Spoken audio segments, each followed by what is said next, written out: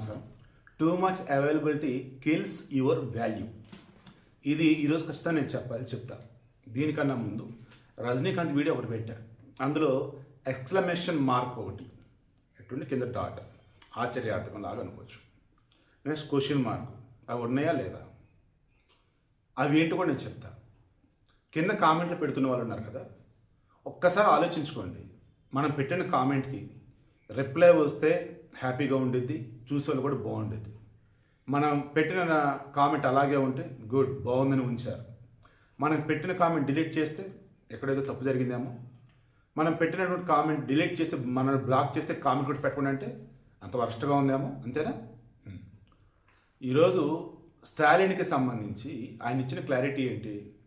మీరు ఎన్డీఏ నుంచి బయటకు వస్తే మీతో పొత్తులో భాగంగా వెళ్తానికి మేము రెడీ అన్నారు.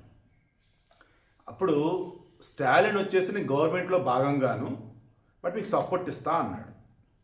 పళనిస్వామి ఏమన్నాడు? సరే టీవీకే విజయ్ వచ్చేసి గవర్నమెంట్ ఫామ్ చేయలేకపోతే మేము రెడీ అన్నాడు. అప్పుడు డిఎంకే అన్నా డిఎంకే రెండు కలవడం జరగని పని. రెండు కలిసి వెళ్తున్నాయి అన్నప్పుడు వాళ్ళకి ఒక సరైనోడు కావాలి. అది సూపర్ స్టార్ రజనీకాంత్ తప్ప ఇంకెవరైనా ఉన్నారా? అదే కదా చెప్పాను. అందులో క్లియర్గా స్టార్టింగే చెప్పాను. ఇది పర్సనల్లీ ప్యూర్లీ నా ఒపీనియన్, నా అబ్జర్వేషన్ కూడా చెప్పాను. వీడియో పూర్తిగా చూడకుండా పైన తమ్నెయిల్స్ టైటిల్స్ క్రాస్ చెక్ చేయకుండా చెయ్యి ఉంది కదా, నోరు ఉంది కదా అని అడ్డదిడ్డ కామెంట్లు పెట్టుకుంటూ పోతే ఏంటి అసలు? మనం అన్నం వండామంటే అది ఎదుటివాడి తినేటట్టు ఉండాలి, లేదా వండింది మనకంటే మనం తినేటట్టు ఉండాలి, లేదా మన కుక్కన్న పెట్టేటట్టు ఉండాలి. కుక్క కూడా తినేటట్టుగా ఉండకూడదు. అలా కామెంట్లు పెడుతున్న వాళ్ళు ఎవరున్నారో ఒకసారి క్రాస్ చెక్ చేసుకోండి. మీరు పెడుతున్నటువంటి కామెంట్లు అవి అశుద్ధమా లేదా పరిశుద్ధమా అని చెప్పేసి. విజయ్కి సంబంధించి నేను ఇందాక వీడియోలో కూడా ఏం చెప్పాను?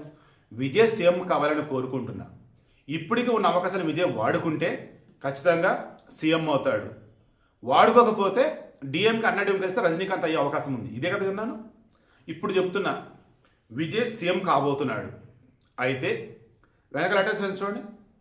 2013 డిసెంబర్ నుంచి 2014 ఫిబ్రవరి మధ్య మహా అయితే 45 డేస్ అరవింద్ కేజ్రీవాల్ సీఎంగా ఉన్నాడు. ఎలా? పూర్తి మెజారిటీ రాలా. Then Aam Aadmi party support తీసుకున్నాడు. ఆ తర్వాత ఆమ్ ఆద్మీ పార్టీ కాదు, కాంగ్రెస్ సపోర్ట్ తీసుకున్నాడు. సో ఆమ్ ఆద్మీ పార్టీ నుంచి గెలిచిన అరవింద్ కేజ్రీవాల్ పూర్తి సపోర్ట్ రాకపోతే కాంగ్రెస్ సపోర్ట్ తీసుకున్నాడు. ఈ కాంగ్రెస్ సపోర్ట్ తీసుకున్న తర్వాత ఏమైంది? అదే ఈరోజు తమిళనాడులో కూడా జరగబోతుంది. తిరుమాలవాన్ అని చెప్పేసి వికేసి పార్టీ అధినేత ఉన్నాడు. అతను ఏకంగా విజయ్ని తిరుచి ఈస్ట్ నుంచి రాజీనామా చెయ్యి, అక్కడ నేను పోటీ చేస్తా అంటున్నాడు. పెరంబూరులో నువ్వు ఆల్రెడీ మంచి మెజారిటీ వచ్చింది, నువ్వు అక్కడే ఉన్నా అంటున్నాడు. విజయ్ ఏమో తిరుచి ఈస్ట్లో తను రాజీనామా చేసి తన పార్టీ వాళ్ళు ఎవరో నిలబెట్టి గెలిపించుకొని ఉంటున్నాడు. ఆల్రెడీ ఒక మాజీ ఐపీఎస్ ఆఫీసర్ కూడా మార్చాడట, లేదా త్రిష అని చెప్పేసి అంటున్నారు. ఇంకా గవర్నమెంట్ ఫామ్ చేయాల. ఈలోపే సిపిఐ సిపిఎం ఏమో అన్కండిషనల్ సపోర్ట్ ఇచ్చాయి. ఖచ్చితంగా వాళ్ళకి చెరో మంత్రి పదవి ఇవ్వాలి. కమింగ్ టు ఈ వికేసీ సికేసీ, ఏంది వికేసీ, వీళ్ళు ఒక మంత్రి పదవి అండ్ తిరుచి ఈస్ట్లో విజయ్ రాజీనామా చేసే పోయే చోట వాళ్ళ అధ్యక్షుడు ఎవరైతే ఉన్నారో తిరుమాలవన్, అది ఇప్పుడు ఎంపీగా ఉన్నాడు, అతనికి ఇవ్వాలంట. బ్యాలెన్స్ ఎవరు? కాంగ్రెస్ వాళ్ళు గొంతెమ్మ కొరుకులు అంటే మీకు తెలియదు. అది 5 సపోర్ట్ ఇస్తారు, 2 మంత్రి పదవులు. ఈ కథ పెద్ద నీళ్ళు పెడుతూనే ఉంటారు. ఇందాక నేను చెప్పింది అదే. ఒకవేళ విజయ్ ఇప్పుడు గవర్నమెంట్ ఫామ్ చేసిన సిపిఐ సిపిఎం తర్వాత వీసీకే కాంగ్రెస్ ఇన్ని సపోర్ట్తో గవర్నమెంట్ ఫామ్ చేసి అది కూడా బొటాబొటి సపోర్ట్ ఎగ్జాక్ట్ 118. రేపు గవర్నమెంట్ కంటిన్యూ అవ్వాలంటే అవ్వదు. 5 ఏళ్ళు డిఎంకే చీల్చిద్దా, అన్నా డిఎంకే చీల్చిద్దా, లేదా ఇందులో ఉన్న వాళ్ళు వచ్చేసి విజయ్ని ముంచేసి చేస్తారనేది మనకు భవిష్యత్తులో చూద్దాం. ఇప్పుడైతే already CPI CPM VCK Congress విజయ్కి సపోర్ట్ ఇచ్చాయి. నాకు తెలిసి ఈ పార్టీ గవర్నర్ కలిసి ఉంటాడు. మనకున్న సమాచారం మేరకు రేపు లేదా ఎల్లుండు విజయ్ ప్రమాణ స్వీకారం చేయబోతున్నాడు ముఖ్యమంత్రిగా. ఉన్నది మొత్తం 234. 234 అన్నప్పుడు 23+12 35 మంది మంత్రులు అవ్వడానికి అవకాశం ఉంది. ఆల్మోస్ట్ ఫుల్ ప్లెజ్డ్ క్యాబినెట్ కూడా రెడీ అవుతుందట. అంటే మంత్రి పదవులు ముఖ్యమంత్రిగా అన్నీ కూడా రెడీ చేస్తున్నారు.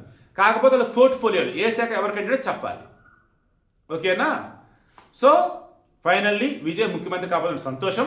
మరలా చెప్తున్నా, పూర్తి కాలం విజయ్ ముఖ్యమంత్రిగా ఉండడు. ఐఎమ్ షూర్ విజయ్ త్వరలోనే ఆటోమేటిక్గా ప్రభుత్వం రద్దు చేస్తాడు. అప్పుడు ఎన్నికలు వస్తాయి. ముఖ్యమంత్రి ఇప్పుడు చేశాడు కదా, ఎవరంటే తెలుసుకుంటాడు. కొద్ది నెలలైనా కానీ, సంవత్సరం 2 సంవత్సరాలు అయినా, అప్పుడు ప్రభుత్వం రద్దు చేస్తాడు. అప్పుడు ఎన్నికకి వెళ్తాడు. అది perfect step. Finally perfect step వేశాడు. ఇక స్టార్టింగ్ చెప్పి too much availability kills your value అని. మీరు చెప్పండి, నేను government official accredited journalist, top most ఛానల్స్లో చేస్తున్నా. ఇప్పుడు నాలాగా ఉన్నటువంటి ఏ ఒక్క జర్నలిస్ట్ అయినా ఛానల్ నడుపుతున్నప్పుడు ఒక యూట్యూబర్ లాగా అనుకుంటే, మీ కామెంట్స్ చూసి మంచి కామెంట్స్ అయితే ఉందో, చెడు కామెంట్ డిలీట్ చేయడం, రిప్లై ఇవ్వాల్సి వస్తే రిప్లై ఇవ్వడం, ఇలా ఒక్క జర్నలిస్ట్ అన్న ఉన్నాడు. తర్వాత మీకు ఇన్స్టాగ్రామ్లో అవైలబుల్గా ఉండి, మన ఇన్స్టాస్కి వచ్చిన సెకండ్ నెంబర్లో అవైలబుల్గా ఉండి, ఫేస్బుక్లో అవైలబుల్గా ఉండి, మెయిల్లో అవైలబుల్గా ఉండి, మీకు ఆన్సర్లు ఇస్తూ, మీరు ఏదైనా సమస్యలు చెప్తే దానికి పరిష్కారం చూస్తూ, మీరు ఏదైనా టాపిక్ మీద వీడియో ఇవ్వమని చెప్తే దాన్ని గ్రౌండ్ వర్క్ చేసి వీడియోలు ఇస్తూ ఎవరన్నా ఉన్నారా? సెలబ్రిటీ స్టేటస్ అంటూ, సెలబ్రిటీ బిల్డప్ కొడుతూ, 1000-2000 మంది సబ్స్క్రైబర్ రాగానే తోపు తిరుగుని హడావుడి చేస్తూ ఉన్నటువంటి ఈ రోజులలో డౌన్ టు ఎర్త్ ఉంటూ, మీకోసం అంటూ, మీ వల్ల నేను ఉన్నానంటూ ఇలా ధర్మంగా నేనుంటే, ఉన్న ఒక విషయాన్ని 4-5 కోణాల్లో ఎక్స్ప్లెయిన్ చేయాల్సి వచ్చినప్పుడు దానికి తగ్గట్టుగానే క్వశ్చన్ మార్కు, ఎక్స్క్లమేషన్ మార్క్ పెట్టేస్తూ, నువ్వు వీడియో స్టార్టింగ్ చెప్పినా ఎండింగ్ చెప్పినా మధ్యలో క్లారిటీ ఇస్తూనే ఉన్నా, థంబ్నెయిల్స్ పిచ్ కామెంట్లు, టైటిల్స్ పిచ్ కామెంట్లు, ఆ వీడియోలో కంటెంట్ వచ్చేసి మీకు నచ్చకపోతే కామెంట్లు. ఏంటి అసలు ఇది? ప్రాబ్లం ఏంటంటే, ఇలా తేడా కామెంట్ పెట్టే వాళ్ళు ఎవరైనా చూస్తుంటే, ఫస్ట్ కామెంట్, అది 2వ కామెంట్, అది 3వ కామెంట్, అంటే వాళ్ళు కొత్తగా కామెంట్లు పెడుతున్నారు.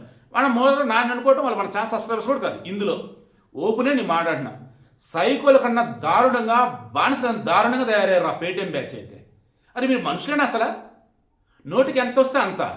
ఇంట్లో మీ నాన్న మనుషుల విషయం మీకు తెలుసా? మీరు ఎలా పుట్టారంటే మీకు తెలుసా? మీ ఇంట్లో పాటు మీ ఇంట్లో అక్క చెల్లెళ్ళు వాళ్ళు ఏంటప్పుడు అదన్నది మీకు తెలుసా? ఏంటి అసలు కామెంట్లు ఏంటి అసలు? మీ బతుకు, మీ పార్టీ బూతులు, తల్లిని చెల్లిని రోడ్డుని పడేశాడు, అట్ట దాటికి ఎవరు పెడతారు అనండరా అని చెప్పేసి అని వదిలేశాడు. జ్యూస్ దొరికింది కదని చెప్పేసి ఇంకెవరు పెడతారు అనేస్తూ పోతారా? త్వరలో పెట్టే ప్రతి కామెంట్ ఏ మాత్రం తేడాగా ఉన్నా దాన్ని పట్టకెళ్ళి సైబర్ క్రైమ్ వాళ్ళకి ఇచ్చే వెబ్సైట్ రెడీ అవుతుంది. అది రెడీ అయిన రోజురా, ఆడా మగన్న తేడా లేదురా. మీ కామెంటు అదేవిధంగా మీ యొక్క ఐపీ అడ్రస్ బేస్ చేసుకొని అప్పటికప్పుడే మిమ్మల్ని లోపలేస్తారు. ఇప్పటికన్నా మారండి. ఏం కామెంట్లు రా అసలు అది? ఫేస్బుక్లో మెసెంజర్లో కామెంట్లు, మెయిల్లో, ఇన్స్టాగ్రామ్లో, ఇక్కడ ఇంత వరస్ట్గానా? మళ్ళీ ఒక్కడికి పేరు సరైన డీపీ ఉండదు, పేరు సరిగా ఉండదు. ఏం బతుకులు రే బతుకులు అసలు? సమాజం కోసం ఏదో ఉన్నంతలో నా వంతుగా ద బెస్ట్ అని ట్రై చేస్తున్నా. ఎస్, నాకు చంద్రబాబు నాయుడు ఇష్టం, పార్టీ అంటే ఇష్టం కాదు, నాకు టీడీపీ అంటే ఇష్టం కాదు, జనసేన అంటే ఇష్టం కాదు, పవన్ కళ్యాణ్ అంటే ఇష్టం. పవన్ కళ్యాణ్ చంద్రబాబు కలిసి జగన్మోహన్ రెడ్డిని పారద్రోలటానికి, రాష్ట్రాన్ని కాపాడటం కోసం ఎఫర్ట్స్ పెట్టారు. అందుకే 2024లో డైరెక్ట్ నేనే అన్నా ఓటేడు కూటమికి అని చెప్పా. వైసీపీకి ఓటు వేయొద్దన్నాను. ఇప్పటికి అదే అంటున్నాను, వైసీపీ అసలు ఒక రాజకీయ పార్టీయే కాదు అసలు. అరే నిన్నటికి నిన్న ఆ పార్టీ వాళ్ళు విజయ్ చేసి సంబరాలు చేసుకున్నారు అసలు. అదే స్టాలిన్కి వెళ్ళి ప్రచారం చేసేది రోజా, ఈ స్టాలిన్ అంటే జగన్కి ఎంతో క్లోజు. ఇదేంట్రా మీకు అర్థం కాదా? మళ్ళీ చెప్పుకుంటూ పోతే వాళ్ళు ఏది చెప్తే అది వాళ్ళ ఛానల్లో, ఏది ఇస్తారు పేపర్లో, ఏది ఇస్తే వాళ్ళ యూట్యూబ్ ఛానల్లో, అదే చూసి చూసి పిచ్చి పట్టిందిరా మీకైతే. మార్చలేకపోతున్నారా మిమ్మల్ని? మరి మీదెందుకు మళ్ళీ ఈ వీడియోలో చెప్తున్నానంటే, ఒక్కడ మారినా సంతోషరా. ఆడోళ్ళ పేర్లు పెట్టుకుని గలీజ్ కామెంట్లు వస్తున్నాయరా. ఏం బతుకులరా? ఒక జర్నలిస్ట్ అన్నప్పుడు ఒక అప్రోచ్ అనేది ఉంటుంది, ఒక కంటెంట్కి సంబంధించి రకరకాల ఫార్మాట్లు ఎక్స్ప్లెయిన్ చేస్తూ ఉంటాడు ఫైనల్ అవుట్పుట్ వచ్చేంత వరకు. అది మీకు అర్థం కానప్పుడు అర్థమయ్యేటట్టుగా అన్న పెట్టండి అన్నట్టుగా చెప్పాల్సింది పోయి ఏంటి అసలు కామెంట్లు? అసలు చదువుకున్నారా? అన్నమే తింటున్నారా కడుపుకి? ఇంట్లో ఆడవాళ్ళు మగవాళ్ళు ఎవరైనా ఉన్నా కానీ మీ కామెంట్ చూస్తే ఏంద్రి గారు అనరా? లేదంటే అబ్బా బెటర్ ఇంకా బెటర్ అంటారా? ఎనీవే, నువ్వు అట్లా చెప్తున్నా, too much availability kills your value అంటే ఏదో అనుకున్నాను. కానీ నాకు యూట్యూబ్ ఛానల్ పెట్టాక అన్నిటికీ రిప్లైలు ఇస్తూ లేదంటే అన్ని చూసుకొని ఉంటున్నప్పుడు నాకు ఇప్పుడు అర్థమవుతుంది. నాదల్లో ఏంటంటే మిగతా ఛానల్స్కి మన ఛానల్ డిఫరెన్స్ చూపాలి. నేను దిక్కుమల్ల కామెంట్లు ఉండొద్దు. అవి ఉండొద్దంటే ఏం చేయాలి? నేనన్నా చూడాలి, టెక్నికల్ టీం అన్నా చూడాలి. ఆ టెక్నికల్ టీం చూస్తున్నప్పుడు వాళ్ళు కొన్నిసార్లు నేను రిప్లై ఇవ్వాల్సి కొన్నిసార్లు డిలీట్ చేస్తారు. అందుకని నేను కూడా చూస్తూ ఉంటాను అనమాట. మరీ తేడా కూడా వాళ్ళు బ్లాక్ చేస్తారు అన్నీ కూడా. వీడియోకి ఇంట్రెస్ట్ మీకు అర్థమైందా? ఒక విషయాన్ని చెప్పాల్సిన రకరకాల వర్షన్స్ ఉంటాయి. Be practical.